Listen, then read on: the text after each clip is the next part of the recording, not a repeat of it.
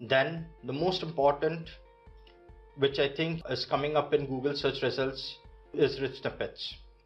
Rich snippets are basically microdata codes that you implement in the backend of your page. Whenever you're searching for any particular product, you see users, reviews and ratings with stars. That is a rich snippet. They are designed to give users a sense for what's on the page and why it is relevant to the query. If it is relevant, it will have a star rating with reviews. Customer feedback is provided. If you see a 4-star, 5-star rating, you know that this product is reliable and you make a click. Rich snippets can be implemented on organization logos.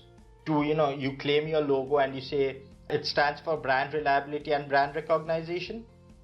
Products, if you are selling a particular product, it could be a mobile phone, it could be a holiday package. If you see 50 or 60 reviews with something around 4-star rating, you know that people have used this and they are happy with the product, which is why they are recommending it. It's a feedback. Breadcrumbs, I told you, they define the customer journey. Social profiles, which enables a brand to claim their social presence online.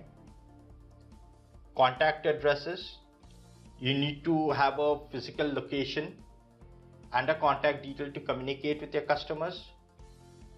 Events, if you are an event provider and there's an event coming up, say ICC T20, you want to have the date, the place, location, so that is where you highlight. Movie tickets, the time of the show, which theater it's airing in which location. So all important data needs to be highlighted.